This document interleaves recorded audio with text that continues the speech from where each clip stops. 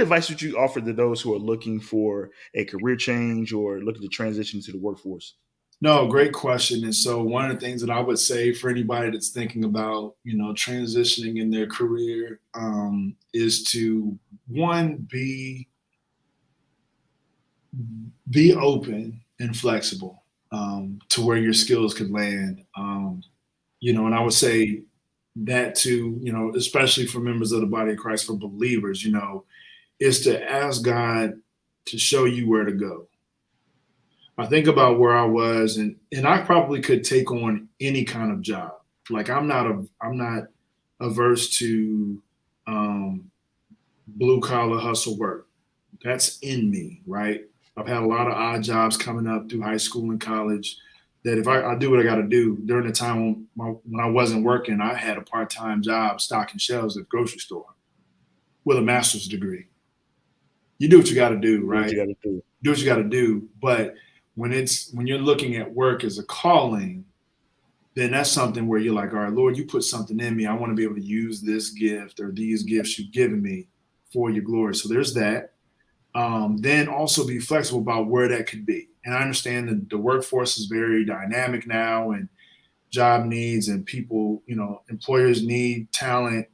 And so some people may be very well dead set on a specific space. I would say be flexible, be open as far as how you go about doing that, because you never know where opportunity will exist. Like I didn't know, like being here at High Point, that opportunities would be able to unfold the way they have. And just thank God for how I've been able to grow and evolve here.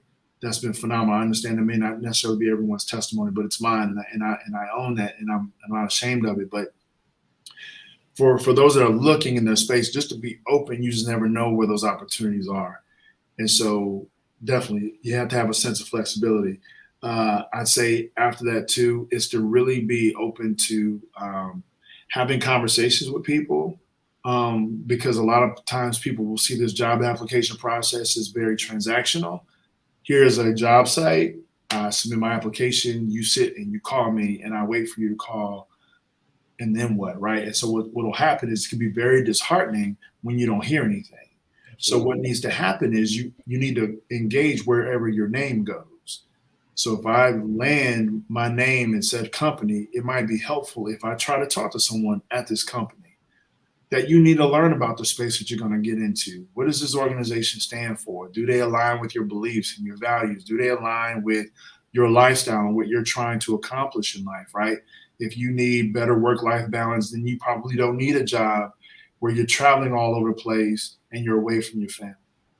If you need something that's going to be more suited to your financial goals, then you probably don't need a low paying career. Not that it's always about the check per se. I understand you want a lifestyle you want to maintain, but thinking about all of those different things, and just you have to talk with people to understand that best. And sometimes people just want a job just because it's a job, and it's like, no, how are these roles benefiting you and adding to value? And so sometimes to get a lay of the land is you want to talk to people that are there. So you want to engage more. And doing that helps to inform or reinforce your reason to want to work there.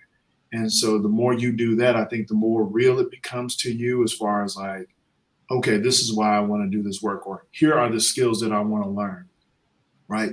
Which will then lead me to the next point about being humble and teachable, right? Most employers now, in addition to having credentials and those requirements, they really want someone who is hungry, humble, and smart.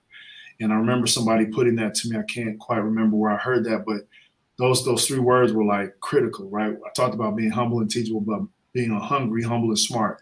So hungry enough to want to go after it, humble enough to be taught because you don't know everything, and Absolutely. smart enough to be able to leverage your learning for more growth, right? And so thinking about those spaces that will allow you in that, right?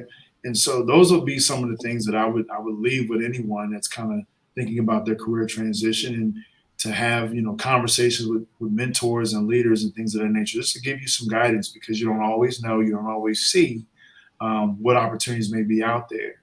But and just to keep going, especially while you're waiting. And so sometimes it can be very disheartening when you've applied all over the place and you've heard nothing. Then read up on something, right?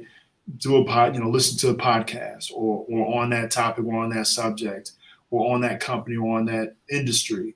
So that way you can be more informed. And so what does that sound like now that you've been called back by that employer and you know you've done your homework on that organization, you know a little bit about the industry, you've read up on the news, you're that much more informed and says, hey, this guy doesn't know everything, but he knows enough to kind of be dangerous and a space where we can kind of train them up and make them better employees here.